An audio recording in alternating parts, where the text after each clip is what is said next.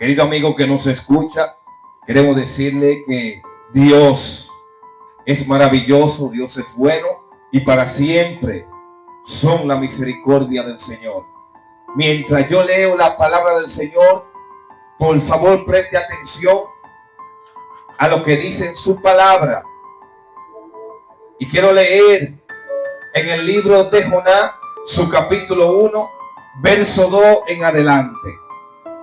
Allí vamos a leer la palabra. Mientras yo leo, en el nombre del Padre, del Hijo y la comunión del Espíritu Santo. Amén. Levántate y ve a Nínive, aquella gran ciudad, y pregona contra ella, porque ha subido su maldad delante de mí. Y Jonás se levantó para huir de la presencia de Jehová a Tarsis, y descendió a Jope, y halló una nave que partía para Tarsis, y pagando su pasaje, entró en ella para irse con ellos a Tarsis, lejos de la presencia de Jehová. Pero Jehová hizo levantar un gran viento en el mar, y hubo en el mar una tempestad tan grande que se pensó que se partía la nave. Padre, gracias por tu palabra, que en esta hora fueron leídas, Dios. Ese es el tema que quiero ministrar en esta hora, en esta mañana, huyéndole al equivocado. La palabra huir,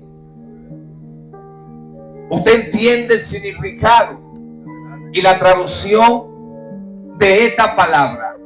Huir significa correr, embalarse, esconderse. Viene con su traducción de aquel que se esconde de algo o de alguien. La palabra equivocado es que usted está errado o está distorsionado de la voluntad de aquel que le ha enviado o le quiere dar un mensaje. Algo que me llamó mucho la atención y quiero transmitírselo a todos ustedes en esta mañana y hacerle entender que usted está corriéndole al equivocado o se le está escondiendo al equivocado. La palabra nos enseña en el libro de Hechos capítulo 8 verso 1 en adelante. Menciona un hombre, lo cual en un momento determinado perseguía la iglesia de Jesucristo o perseguía a los cristianos. Pero la Biblia nos enseña que Pablo pidió carta a los sacerdotes, pidió carta a la alta jerarquía para poder perseguir sin que nadie lo detuviera de dicha persecución, con tal de acabar con todos los cristianos, porque Pablo entendía que eso era agradable delante del Señor. Pablo entendía que si él acababa con los cristianos, le estaba haciendo un favor al Señor. Se puso una meta clara y precisa de él acabar con todo lo que se hicieran llamar seguidores de Cristo. Pablo estaba errado, Pablo estaba confundido, Pablo estaba persiguiendo a aquel que no tenía que perseguir. Alguien tiene que adorar a Dios, por favor. Pero un día Pablo tuvo el encuentro con el mismo Señor que él perseguía. Un día Pablo tuvo que detenerse. Un día Pablo tuvo un stop. Un día se le apareció Jesús de Nazaret y le preguntó: Pablo, ¿por qué me está persiguiendo? Hay muchos que están corriendo. Hay muchos que se le están escondiendo a la verdad. Al igual que Pablo, hay muchos que hoy en día se están escondiendo de la presencia del Dios viviente. Yo traigo palabra en esta mañana para todos aquellos que siguen huyéndole al equivocado. Que a Jonás se le da o se le encomienda un mensaje. Se le delega una responsabilidad, la cual Jonás dice que huye de tal responsabilidad. Jonás es contra de los ninivitas. Jonás es contra de este pueblo. Porque la Biblia describe a este pueblo que es un pueblo que el pecado y la maldad de esta gente, de esta generación, dice que subió hasta la presencia del Señor. Y Jonás conoce el historial del pueblo que Dios lo está mandando a predicarle. Jonás sabe que esta gente son pecadores, que esta gente son maldadosos, que esta gente lo único que respiran es maldad, que esta gente no hay arreglo en ellos. Para Jonás lo que quería de esta gente era que Dios lo consumiera.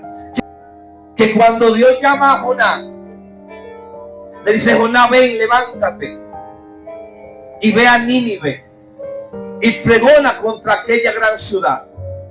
Le dice: adviértele. Cuando Dios llama a Jonás y le dice: pregona, adviértele a aquella ciudad que si no se arrepienten de su maldad, aquella gran ciudad será consumida por el poder de Dios. Y yo quiero que usted entienda algo en esta mañana.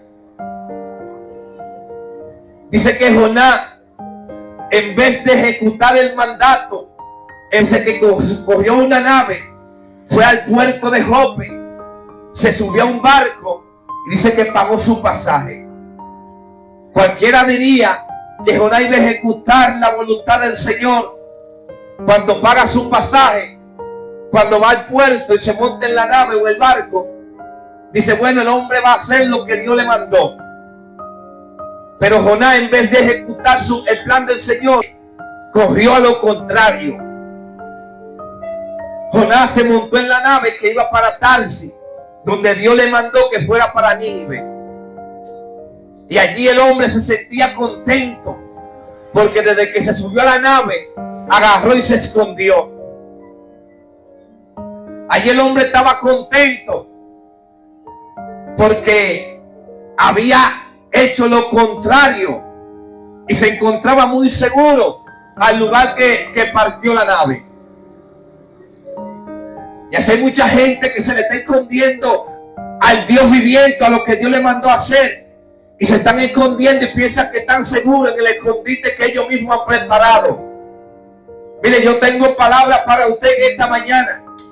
Aquel que llevaba una palabra del Señor, aquel que llevaba un mensaje, se encontraba escondido y muy tranquilo, muy relajado. Y así hay mucha gente que Dios lo ha llamado para una misión, ellos están muy tranquilos y muy relajados. No saben la tempestad que Dios va a levantar. Escucha bien que te estoy hablando. Dios va a levantar una tempestad que te va a quitar la comodidad que tú mismo preparaste para no llevar el mensaje de salvación donde Dios mismo te ha enviado.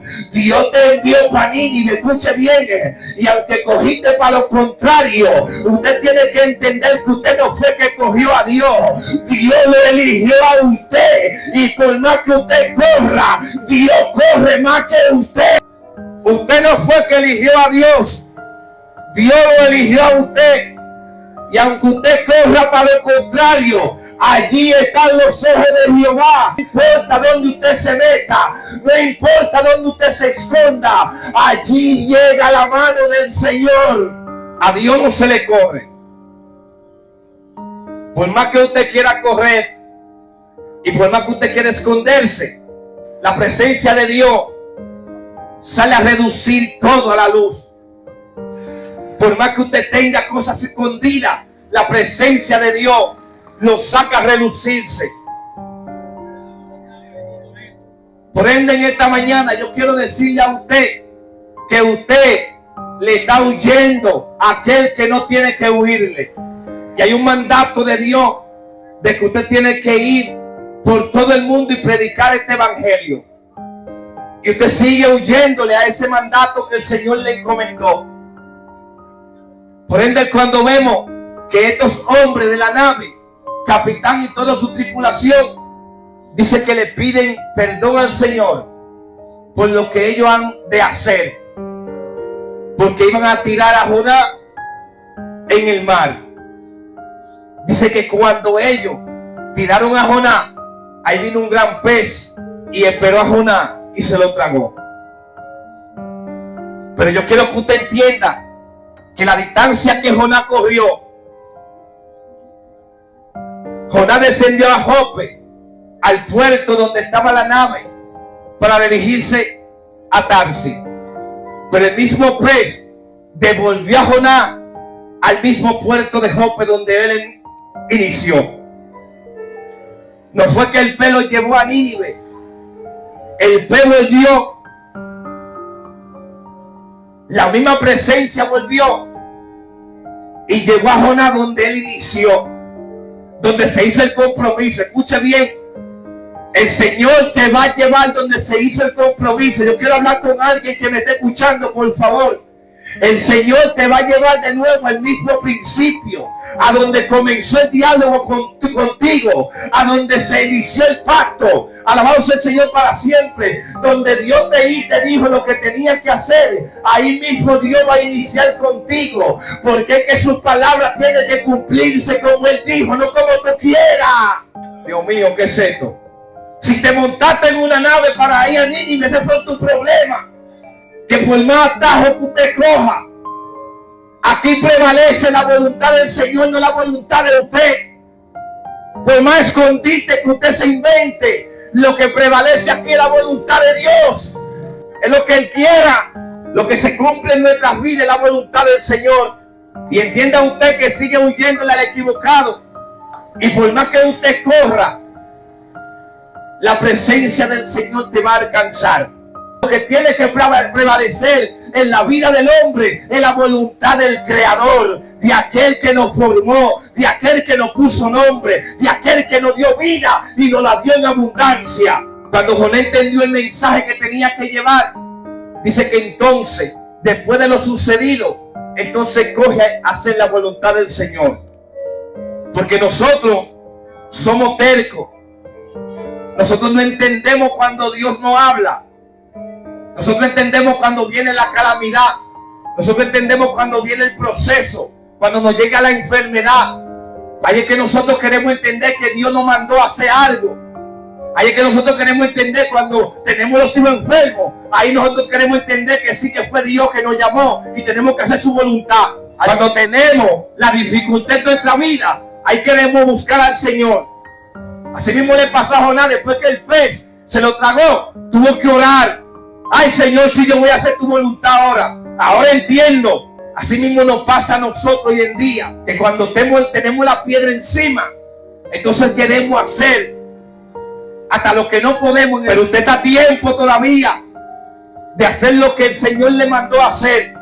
Usted está a tiempo todavía de aceptar a su hijo y predicarle a su familia, a sus amigos.